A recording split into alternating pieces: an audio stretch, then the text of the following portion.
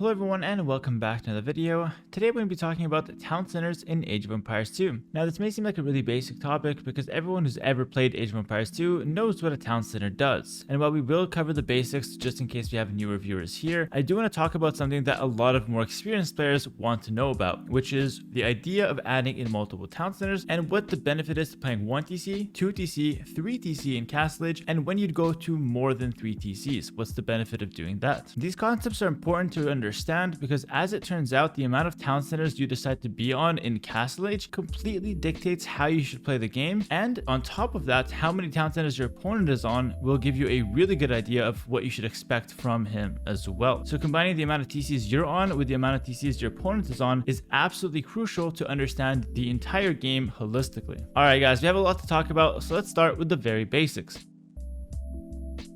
Okay, so the basic thing about the town center is that it lets you make villagers. Villagers are what let you make buildings, what let you gather resources. They basically do everything. Without villagers, we don't have a game. And as it happens, the town center is the only way to make villagers in Age of Empires. However, the town center has a couple other functions that are definitely worth noting as a plus to making more of them. Number one, it centralizes your base, and it allows you to drop off all resources there in a 4x4 building, which makes it really efficient to farm around it. On top of it being a resource drop-off site though, it's also a very solid defensive option, allowing you to garrison 15 vills or 25 if you're the Teutons. Shout out to Teutons. And it also shoots arrows when garrisoned with vills. Listen, those arrows might not be the most accurate, but at least they're trying. So in talking about adding in more town centers, you don't just multiply the amount of villagers you're making every 25 seconds, you're also multiplying all of these other benefits, although they are secondary to that main function. Okay, now that I've sold you on the town center, you might think that, okay, this town center thing is broken, we should make as many of it as possible because that's the way to win the game, apparently. However, of course, like everything else in life, there are downsides, and as it turns out, there's downsides to adding in town centers, and quite a lot. Of course, there's a natural downside of the price up front, the 275 wood and the 100 stone. This is pretty pricey as is, since stone is a precious mineral and there's a limited quantity of it on the map, and in fact, it's probably the most limited resource in any given standard game. But also, the 275 wood is not a small amount, especially in Castle Age when wood is used for pretty much everything, like building farms, production buildings, and sometimes military units. However, there's a couple other downsides in addition to that base upfront cost to adding in town centers that you guys might not actually be aware of. The first one is the build time of the town center, and sometimes you take like 1 or 4 villagers to make it, and the build time is different depending on how many villagers you're using, but the idea is while you're making the town center, those villagers will be idle for a certain amount of time. And on top of that, once you get extra town centers, assuming you're planning on keeping them running, which is probably the right idea, you need to allocate 50 food every 25 seconds per town center. So that means adding in another town center, you need the upfront cost, the build time, which is idle time for fills, as well as 50 food every 25 seconds. All of those together make adding ATC quite expensive. Are you still sure you want to add as many of these as possible? Probably not. Okay, but now the question is, how many of these should we add? Because clearly there's pros and cons.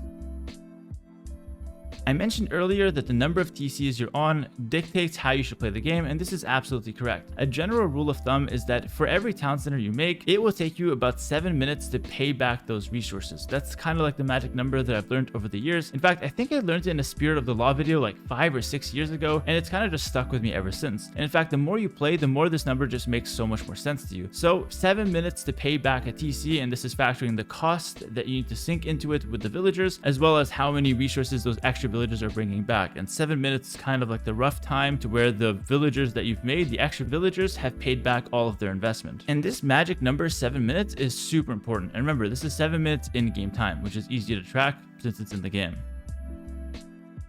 Okay, now let's talk about the different types of TC play. So starting with 1 TC play. 1 TC play, the idea is very simple. Because you're not investing into extra town centers, you can sink all of your resources into army, into upgrades, and into any kind of military. Forward castle, forward siege, knights, cav archers, whatever the case may be. The idea here is that we sacrifice our economic growth for immediate return. By going for this 1 TC play, we need to do damage in order to make it pay off. If we don't do damage and our opponent is adding in town centers, remember 7 minutes later, he's going to have more villagers and he's going to start getting more resources than us, making our investment into army completely useless unless we do damage and start killing or idling his villagers. 1TC play also has another added benefit. Because you start every game with 200 stone, if you don't plan on adding in extra town centers, you can actually sell that stone at the market to get a faster castlage time. You could also make a defensive tower or stone walls. Remember, those are defensive options, and if you're planning on going 1TC, we already established that you need to be playing aggressive, and so usually the best course of action is selling the stone in order to get a more aggressive style going. A few criteria that make 1TC better is just stuff that allows you to get more damage. For example, your opponent has a nasty hill in front of his base, your opponent has golden stones in front of his base pretty far forward that if you pressure him, he's going to have to contest you, or your opponent is low on space, for example on arena, so going for a 1TC push to take away space can really hurt him. Even if he has more villagers, with no space to actually build his buildings or develop his economy, those extra villagers will be rendered useless. So those few things are really good, but the concept is if you're going 1TC, you have to do damage, and the window, as we said earlier, is around 7 minutes. Now if your opponent adds 1 extra town center, you have 7 minutes where you're going to have slightly more resources. However, if your opponent adds 2 extra town centers right away, you have 7 minutes where your opponent has way less resources than you, because remember, he needs to now have 150 food every 25 seconds to keep those 3 TCs running. You only need 50 food every 25 seconds. Therefore, after he sunk those initial resources into those town centers, you now have 100 extra food per 25 seconds in advantage. Basically, that's what he's going to be paying for the builds. Obviously, the builds he's making are going to be pulling back villagers, but that takes time for it to pay off. So you have 7 minutes time where you have a lot more resources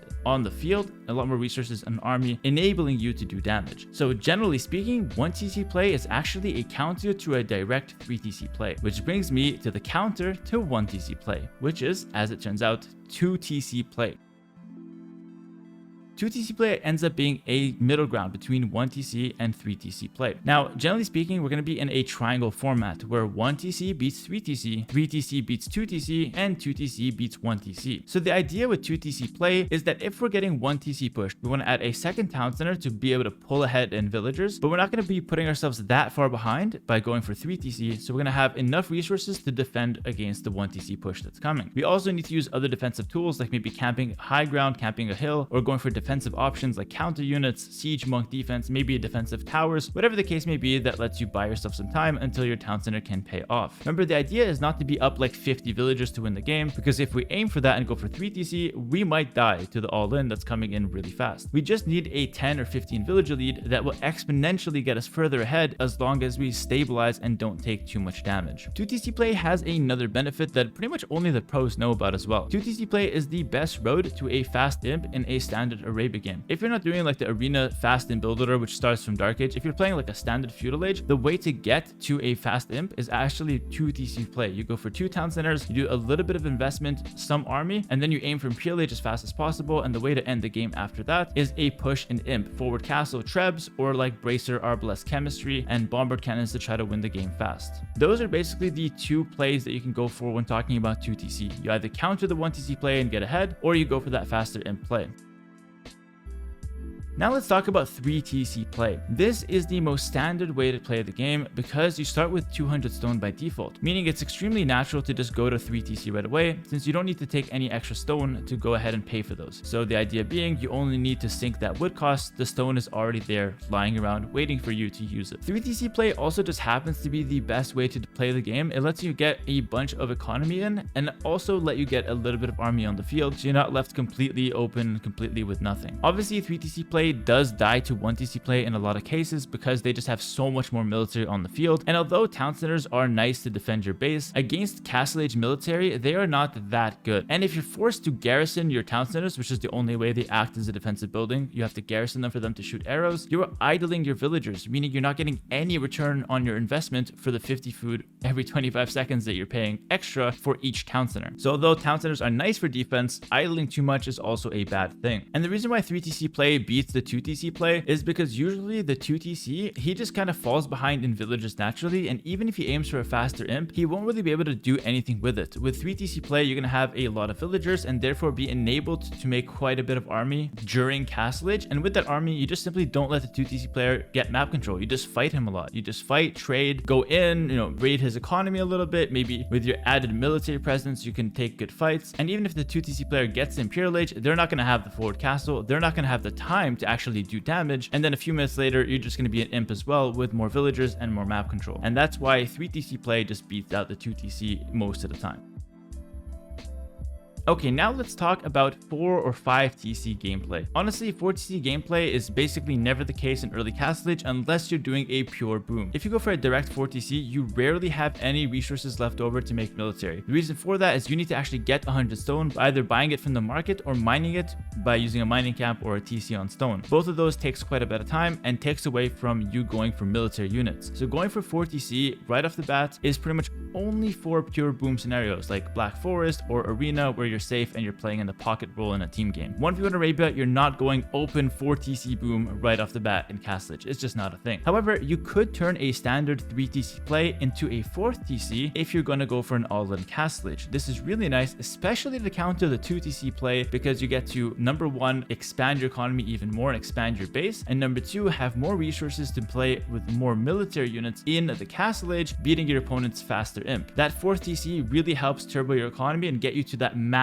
build lead that gets you to 200 pop faster than your opponent. So that's the benefit to adding the 4th TC, either in pure boom scenarios or just a standard 3 TC play turned into a 4 TC play later to go for an all-in castle, or you can add that 4 TC on the way up to imp to give you a little bit more flexibility and a little bit more defense against those raids in imp. In fact, in imp and in late game in general, that is where 4, 5, 6, even 7 or more TCs are completely fine. Remember, a town center in late game is not that expensive. That 275 wood, that's nothing. The 100 stone, okay, that's something because stone is pretty valuable, but it's not that much considering you're going to be mining quite a bit of stone in your base and in the middle of the map, or maybe even in your opponent's base if you get a hold of that. So going up to 6 or 7 TCs is not a bad thing. It actually gives you 2 main benefits. Number 1, it lets you defend a lot of your villagers. 15 villas garrisoned into each of these town centers, you're going to be quite safe against raids. Not only that though, if you do get raided and you're on 5+ town centers, you could spam those villagers in late game and get right back up to your vill count in no time. For example, if you're playing at 140 vills and you get a huge raid done, you lose 40 villagers, you weren't paying attention, and you lose 40 vills. However, you clean up your opponent's army eventually. Then you can just spam vills from your 5 or more TCs and get right back up to 140 vills very quickly. This is why in late game you can add in town centers as much as you feel necessary, because it's a lower investment since you don't have like that same mechanic where in early game if you add a TC you now have to like buy time, you're working with less res. In late game you have so much res that those numbers are kind of negligible, so the town center becomes more utility and more recovery than it is development. So now that you understand more what 1 TC, 2 TC, and 3 TC play means, now you understand what it means when you go for that and when your opponent goes for that. Let's go through a couple practical scenarios as the conclusion of this video. If your opponent drops 3 TC right away, you don't get the Castle Age 30 seconds later and then add TCs yourself. You have a window where you can go for a 1 TC push and punish him for adding those extra town centers. Or if your opponent's on 1 TC, don't add 2 TCs right away yourself. You could get punished. You add 1 more and just wait a little. Then if he's 1 TC pushing you, you can defend on 2 TC, which is optimal. Or if he doesn't push you, you can just add the 3rd a little bit later. This is how you stay flexible, how you always get put in the best position possible, and how you avoid those scenarios where you sink all of your resources into town centers and then you die to an all-in. We also talked about that 7-minute window. So if you're playing that all-in 1 TC, you can take your time. You don't need to rush the first, 2-3 minutes and just, oh, I have to go. Yes, you're on a timer, but the timer is quite generous and you have a good amount of time to plan out your attack, get in a few raids before really committing to a full push. Thank you so much for watching. I hope this video was informative and I hope you guys enjoyed watching it and learned something from it. This is actually a recommendation from one of my Patreon members, so big shout out to them, and I hope everyone can benefit from this topic as well. If you guys want more content from me, check out my Twitch live stream, link in the description. And if you guys want to get better and improve at the game, check out my Patreon for exclusive guides and content, link also in the description. Thanks for watching, like, comment, subscribe, and I'll see you guys next time. Peace.